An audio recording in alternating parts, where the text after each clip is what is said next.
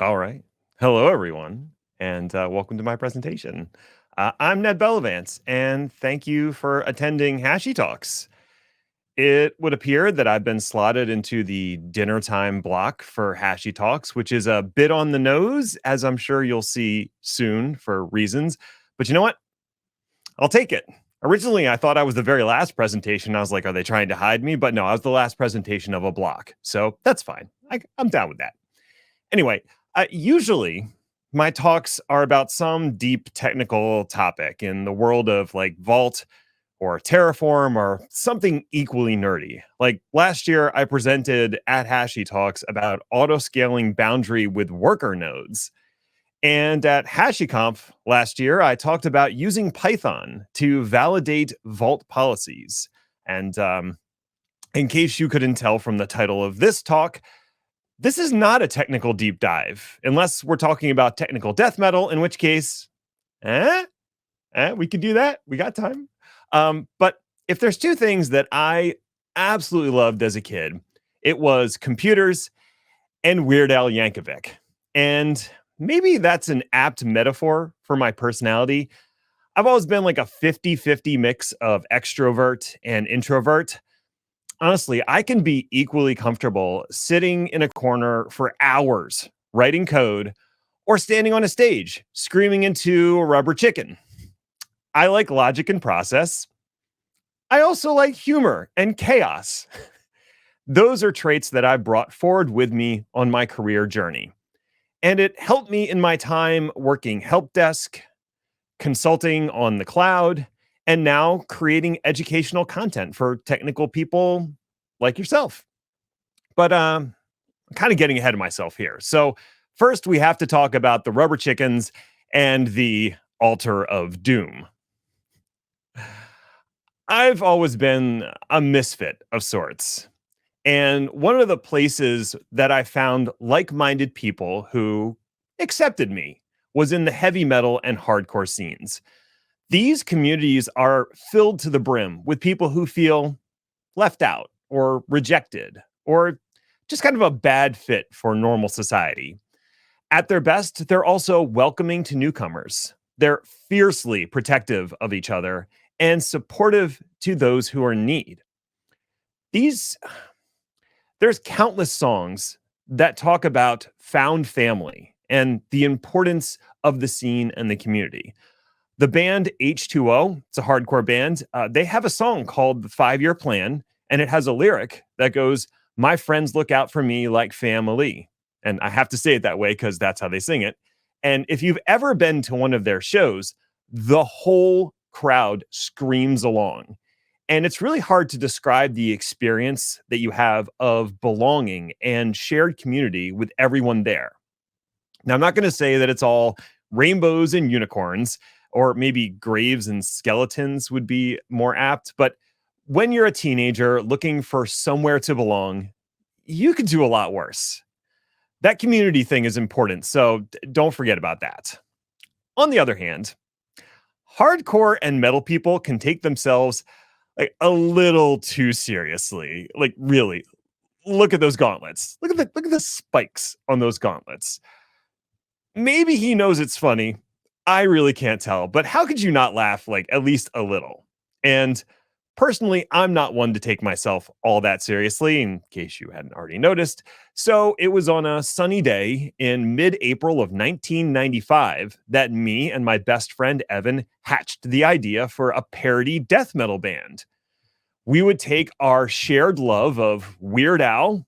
We both grew up making our own parody songs in the theme of Weird Al.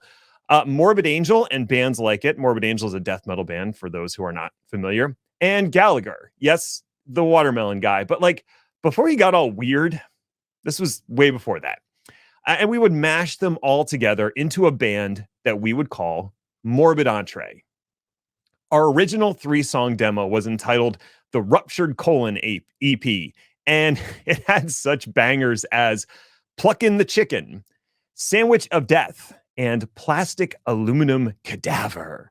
It's a microwave dinner. You get it because it's a cadaver, plastic, and anyway. So We came up with ridiculous stage names like Vocular Gastric Juices, that was me, Processed Cheese Grinder, the guitarist in the Crazy Hood, and Demonic Bean Recycler. That's my buddy in the middle. And yeah, you didn't want to be around him after he had a few Taco Bell burritos.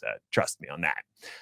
Our first show was my buddy Mike's graduation party, and we did stuff like throw American cheese slices at the crowd, smash oranges and watermelons, and probably did something unspeakable with grape jelly. I mean, honestly, it was a long time ago and I can't remember all of it, but apparently we also had a real distaste for wearing shirts. So that was a thing, and I'm sorry.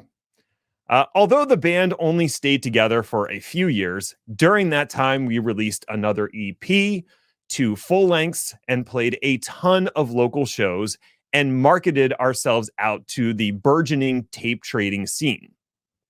So why am I telling you all of this? Aside from the fact that I find it intensely amusing, 30 years later, it still kind of tickles me a little bit. But it's also because the skills and lessons I learned from being in a band and being involved in the hardcore and metal scene have had reverberations throughout my career. And if you don't mind, I'd like to highlight a few. A crash course in everything is what I was in for. Back in the early days, we had an ethos that was called DIY, and that really came up through the punk scene. And it had a lot to do with the fact that we had neither the money nor the resources to hire or pay people to do stuff for us, like make tapes, record us, etc. And so you had to do everything yourself. That was the very definition of DIY. Now, kids these days with your garage bands, what slide am I on? There we go. With your garage bands and your sequencers and your digital audio workstations, we didn't have any of that crap. In my day, we had a 4-track reel-to-reel that we found in my good friend's basement. That's not an embellishment. That's not the actual 4-track recorder, but it looked almost exactly like that. And our earliest recordings were literally a mic hanging in the middle of the room going into a tape deck. But eventually we upgraded to a Mackie 8-track mixer plugged into this old 4-track reel-to-reel.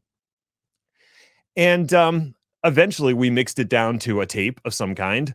There were no audio engineers, no YouTube primers teaching you the ins and outs of how to record good audio, and no easy way to do these vast 32-track multi-track recordings. We had to teach ourselves how to record our music. We had to teach ourselves how to set up a PA for live shows, how to properly mic a guitar amp and not get a ton of feedback, or maybe some feedback, because sometimes that's good, how to properly record my ridiculous yelling, and how to mix it all down to a cassette. Now, I didn't do all of that myself, but I did learn enough to know what the gear does and how it works.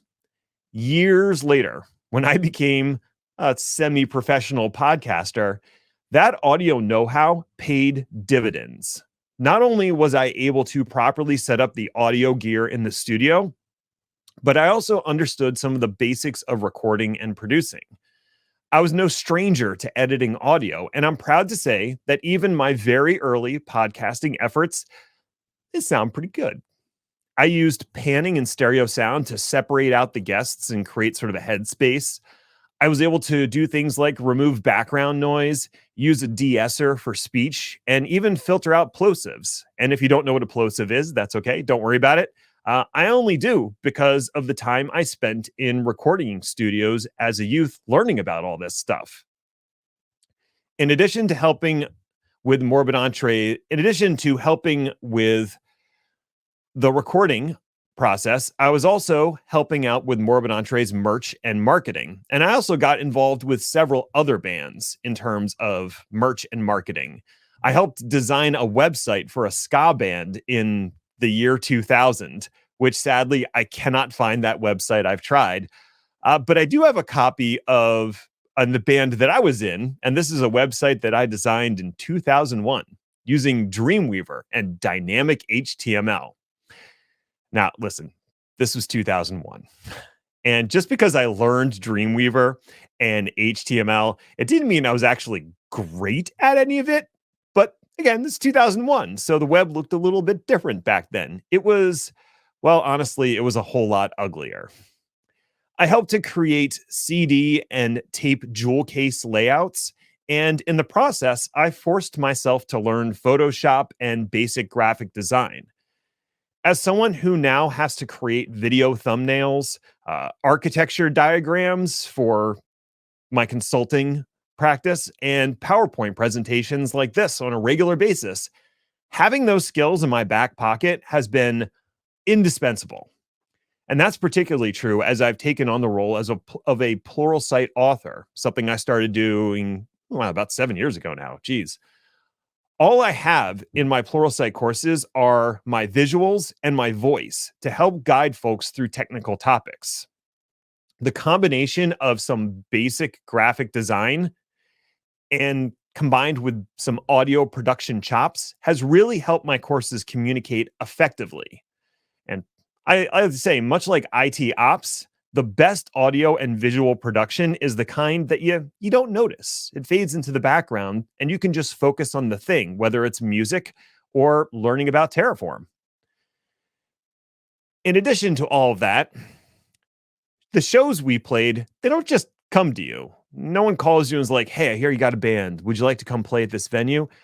So as a band, we had to work to find venues who would host us and promote the shows when we were on the bill. Some of those places actually required the bands to sell tickets as a way to guarantee booking. So we had to sell not just to our friends, but to the larger scene. So we'd actually get enough people there that we'd get asked back for another show. Also, we had to clean up after ourselves. It was very messy. I mentioned the Gallagher thing, right? Anyway, so after I stopped playing in Morbid Entree, I still got to help other bands with their shows and promotion. And in that process, I learned about marketing, promoting yourself, selling tickets, and selling merch at the merch table. As I moved into my technology career, whether I was a consultant selling services, an engineer trying to sell an idea, or a self-employed person promoting themselves, please like and subscribe. The things I learned from being in a band and helping others do the same proved its worth many times over. There's two interesting sides to being in a band. On the one hand, you spend a lot of time cooped up with your bandmates writing and practicing songs. It's a kind of lonely endeavor, and it can occasionally get cantankerous and ornery. We spent many hours in my friend's basement practicing, refining, trying to create songs. Sometimes you all agreed on where a song should be going, what the next part should be, and sometimes you didn't, very angrily at each other. And that's probably why more than one band has ended up breaking up in the studio. There's a lot of challenges there. On the other hand, you and your bandmates then get up on a stage and play to a group of people in a very public venue. You have to perform the thing that you've been practicing and working so hard on. And that's the kind of dichotomy that can help you as an engineer, especially as you move into a more senior role. Writing code or building out infrastructure requires both intense concentration and creativity. And as you move to bigger projects, it also forces you to collaborate with a larger team. Problems will arise. Requirements need to be met. You're going to have disagreements with your team on the best way to approach a particular problem. You have to engage in creative, collective problem solving, the same kinds of things that you might do when writing music. At the end of the day, you want an elegant and satisfying solution. And if you think I'm going to draw a parallel to songwriting like I just did, that's because I totally did and I am.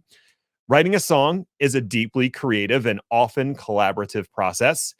And polishing that song to the point where you're ready to perform it in front of others requires dedication and concentration and practice and practice and practice. There's a lot of practice, is what I'm saying. For me, writing code, writing prose, and writing a song all scratch the same creative itch. As you move up in your career, there will be many times where you need to collaborate with others to get a project off the ground. And because I honed these skills in a collaborative creative process in songwriting, I felt very comfortable when I encountered those same situations in my professional life. Beyond that, once you have a solution and you're ready to deploy your code or architecture into production, that's a bit like playing your song live.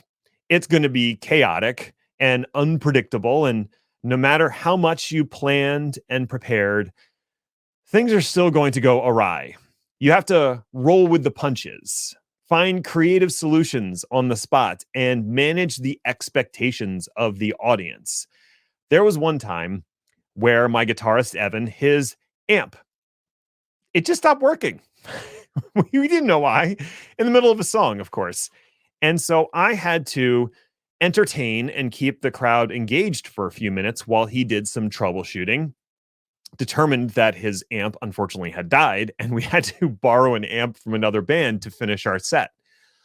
We came up with a solution to the problem, and during that time, we had to keep our cool and keep the audience engaged until we could fix the problem. And if you've ever been through a data center outage or an application being down during a rollout, you know exactly what I'm talking about. You have to manage the expectations of the customers, clients, or whoever is watching, and at the same time, find a solution to the problem as quickly as possible. And the same goes for giving presentations to clients or the wonderful, amazing folks like yourselves. Like and subscribe. The stage is different, but and the audience is different, but the feeling and the challenges of doing something live in front of people, that is very much the same. The next facet I want to talk about is looking for community. I think the reason I glommed onto the hardcore and metal scene was because I felt welcome and accepted by that scene. I've never been much for sports. Shocking, I know. I'll give you a moment. I've always been a little too nerdy and awkward for the popular kids. Even the skater kids were pretty hostile, probably because I couldn't ollie to save my life. But metal and hardcore kids, as Nirvana once said, come as you are. And they did. And I did. And they accepted me no matter how kind of weird I was. I'll never forget what my friend Evan's mom said after chatting with Mark, the lead singer of the metal band Insanity, at a show. She said, he's just one of the nicest people I've ever met. And that was true of him and others that I met in the scene time and time again. Despite the outward appearance of aggression and anger, some of the kindest and most accepting people I've ever met come from the metal scene. And it's something I've carried with me as I moved into other communities. One of the first rules of the mosh pit, I know it looks, for anybody who's never been in it, like a bunch of people swinging wildly and throwing themselves into each other and just absolute chaos. And to a certain degree, that's true. But also, the first rule of the pit is if someone falls down, you pick them up. If someone is hurt, you get them out. You look out for each other. And even though you're all there dancing and being somewhat aggressive, everyone's there to have a good time and to look out and help each other. And I've taken those lessons with me as I moved into other communities to invite people in, especially if they look like they don't belong, to show kindness and understanding to each other, to acknowledge that we're all on this journey together, and to know that this isn't a zero-sum game. If you join the community, the metal community, and you're wildly successful as a band, that's just more awesome music for me to listen to. When you succeed, we all win. And I like to take that same approach as I've moved into other communities. To see others be successful is a reflection on the support that they got from the community. And it's wonderful to see them grow and develop. And that's a lesson that I think is broadly applicable no matter what community you're in. Okay. That was a little maudlin. I'll admit it. So let's rein it in here, folks. What is my point? Do I think you should all go start your own death metal parody bands and start touring the country? Well, that would be amazing.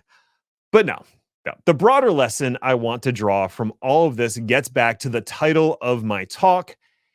Everything is useful. At first blush, you wouldn't think that being in a ridiculous food-related death metal band would help me in any way in my professional career. When you say it out loud, it's preposterous on its own face. And yet, it did profoundly. And it wasn't just the band, but all the skills I acquired by following my passions and trying out new things, not being afraid to experiment, knowing that I was going to fail. I mean, Morbid Entree didn't work out. We broke up after 3 years. But I tried something, and it was interesting. I didn't pursue these things with an expectation of a future payout. 17-year-old me was definitely not thinking about how this stupid idea for a band would turn into a talk that I give virtually at a 24-hour event called Hashi Talks on the internet. In fact, you would have to explain a lot to 17-year-old me to even understand that premise. Like, for starters, what the heck is a live stream? And what is a Hashi Talk? Or even more likely, what's the internet? And I'm only kind of joking there, but not really. Every single one of you watching and listening has had a life full of interesting experiences. Whether intentional or not, you've gathered a unique skill set that no one else has. When people talk about bringing your whole self to the job, I think this is what they mean, or at least this is what I hope they mean. It's recognizing the skills and knowledge you've picked up outside of your current job and in your past.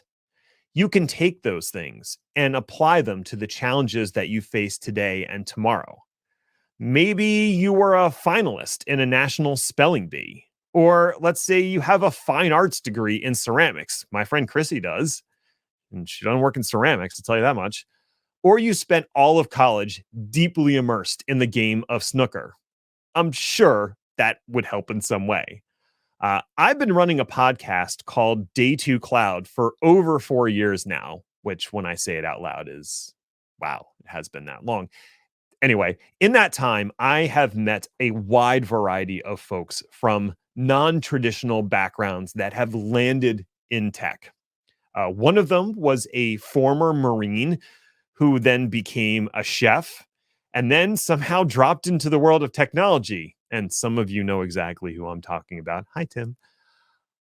I also know a librarian who somehow fell into InfoSec, or an elementary school teacher who struggled to find a permanent position, and now they write Go for a tech startup. The experiences that you have before you got into the world of tech matter. And you can bring all of that to bear in your current position and anywhere that your career might take you in the future. I don't want to get depressing here, but it's just a reality of last year and this year that there have been a lot of layoffs in 2023 and 2024, and I don't think we're done. I know a lot of you may be looking for a job, or you're concerned about your current employment status. You're worried you're going to get that pink slip tomorrow. And you're going to get a lot of advice on how to craft your resume, how to get through a tech interview, how to do a code challenge. Those are all valuable. But I think the best advice I can give is to take a few moments and reflect on yourself. What makes you unique? What strange skill do you bring to the table? What story can you tell a potential employer about yourself? That's the hook. And then you just have to reel them in. Now, of course, you still have to get through the gauntlet of getting your resume in front of a hiring manager and getting that first interview. But in an interview, you'll often be asked a question. And the person who's interviewing you is less interested in the technically correct answer. What they're really asking you to do is tell them a story. For instance, you'll get a question like, tell me about a time that you broke production, or tell me about this technology and how you used it. Do they really care about the technology? Eh. What they really care about is the story that you have to tell about yourself. And so, my best advice to you is think about yourself, think about your experiences. What is your story? What is the thing that's going to stick in that hiring manager's head? And when they go to look through the candidates again, go, you know, even if they don't have the most experience, maybe I've got 50 candidates in front of me. This one person stuck out because they played snooker in college or they're a ceramics major or whatever it is, whatever that unique thing is. That's the thing that's going to maybe get you the job. But even more importantly, I think it's something that's going to help you in your career for years moving forward because everything that you've learned, all of your experiences are useful. My story is that I was in a joke death metal band and it has given me unexpected skills that I use every day. Dang, I kind of ended on another maudlin note, didn't I? Uh, what can I say? I have a flair for the dramatic. I suppose there's nothing left to do but wind down this talk, fair warning to the MCs, with a reading from my favorite recording artist of all time. You can be a coffee achiever. You can sit around the house and watch Leave It to Beaver. The future's up to you. So what you gonna do? Dare to be stupid. Dare to be stupid. Thanks, everyone. I'm Ned Bellavance. Like and subscribe, all those kinds of things. Feel free to reach out to me on LinkedIn or in person if you happen to see me at the next HashiCorp, which is in Boston, Massachusetts. Hope to see you there. You can find my website, nedinthecloud.com. Don't be a stranger. And thank you to everyone at HashiCorp and the community for putting on this amazing event. Hashi Talks is awesome. I love that we have the ASL folks doing the interpretation live, which is amazing. And I have to say, this has been a fantastic experience. So thank you, everybody, for putting this on. And until next time, stay healthy, stay safe out there. Bye.